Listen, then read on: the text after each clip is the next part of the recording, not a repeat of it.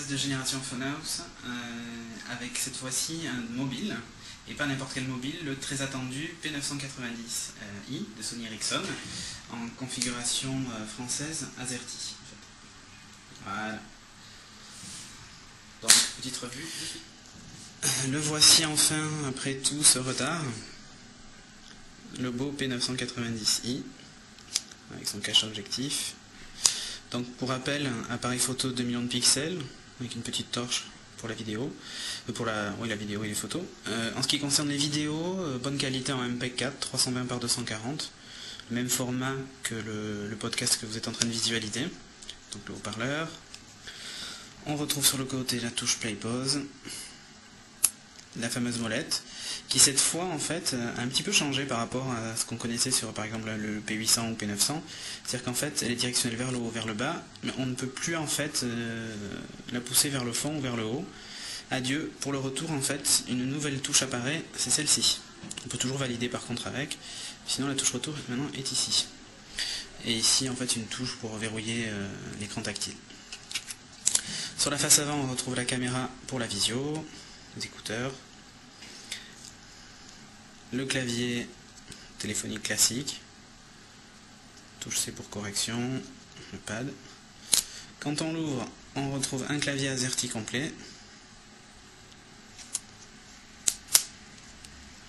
le chargeur et le micro.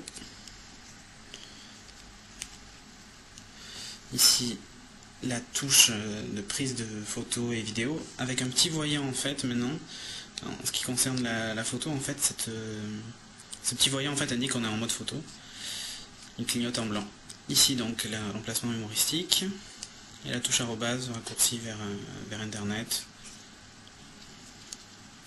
Sur le dessus de l'appareil, le bouton marche arrêt, le port infrarouge et ici le stylet.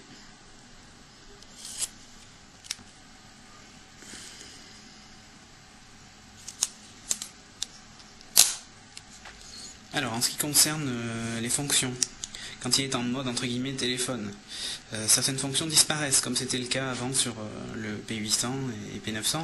Par exemple, dans le lecteur multimédia, je n'ai plus que la radio et la musique, pas de vidéo. Pour accéder aux vidéos, je suis obligé d'ouvrir le clavier, puis de me rendre sur le lecteur multimédia. Là je retrouve la vidéo et éventuellement tout le contenu en ligne.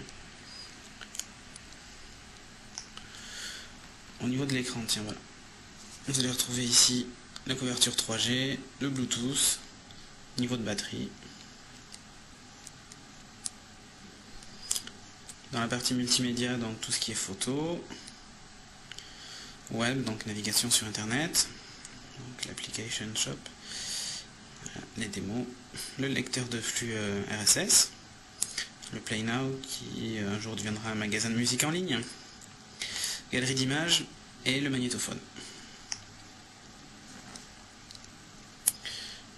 Sous loisirs, vous allez retrouver le Music DJ, donc un jeu de golf, Quadrapop, puis la démo du téléphone. Dans la partie téléphonique, la possibilité de composer ses numéros de façon tactile, comme c'était le cas sur les précédentes versions. Dans la partie bureautique, donc toute la suite Quick Office, gestionnaire de tâches. Ah oui, une chose assez impressionnante, c'est le scanner de carte de visite.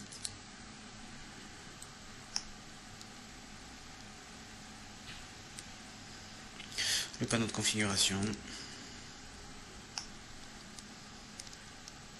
Une partie sur laquelle je suis passé, c'est la partie calendrier, qui est assez intéressante, donc tout ce qui est agenda, avec différentes vues disponibles, parfaitement synchronisable avec Outlook. Une des fonctions intéressantes, c'est la possibilité de filmer et de regarder ces vidéos en plein écran. Donc voilà, j'ai déclenché l'appareil photo, il me demande d'ouvrir le cache objectif. Voilà, visualisation en plein écran. Je mets mon K800 devant. Prise de photo avec autofocus.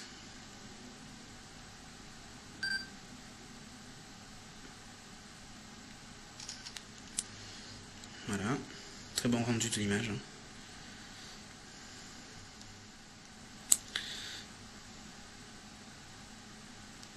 En ce qui concerne la vidéo, donc on passe du mode photo au mode vidéo en faisant rouler la petite molette. Voilà. Donc une petite vidéo. Voilà, là il est en train de filmer le K800.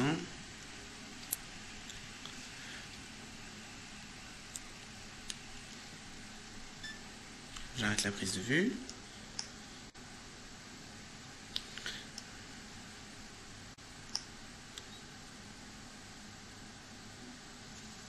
Donc voilà.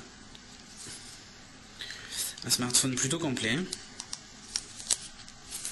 Donc maintenant niveau connexion, comme vous allez pouvoir le constater, il est Wi-Fi. Voilà, wireless LAN. Donc on va activer le chipset Wi-Fi. Je vais lancer une analyse. Et là il va m'analyser en fait tous les réseaux Wi-Fi dans le coin. Là on voit la petite icône Wi-Fi qui est apparue en bas. Voilà. Donc là je vois qu'il y a un point d'accès Wi-Fi, un Neuf Télécom, un Wanadoo. Je vais me connecter. Je vais essayer de me connecter à celui de Neuf.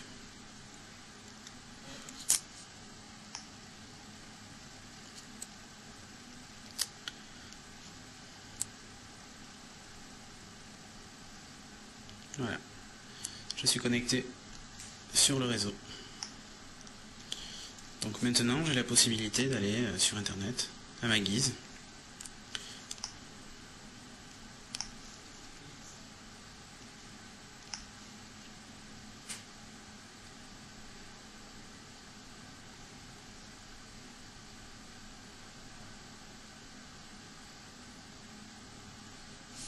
Voilà. On va ouvrir une nouvelle page.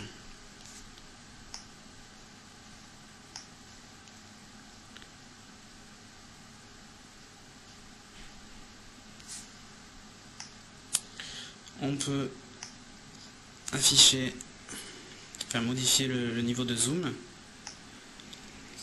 sur la page web. Aussi la possibilité de passer en paysage, ce qui devient beaucoup plus intéressant, qui surtout va faciliter énormément la navigation.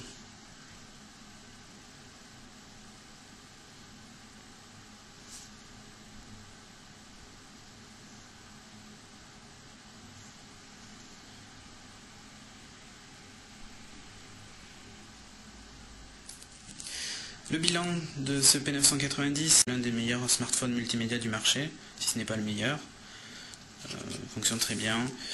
Je regrette un petit peu l'aspect de certains plastiques. Je trouve que le cache par exemple n'est pas très beau, l'arrière du mobile n'est pas très esthétique. Après c'est pas ce qu'on lui demande, sinon on achèterait un LG Chocolate. Je vous remercie d'avoir suivi ce podcast sur le P990 Sony Ericsson. Et en espérant vous voir très bientôt pour un prochain numéro.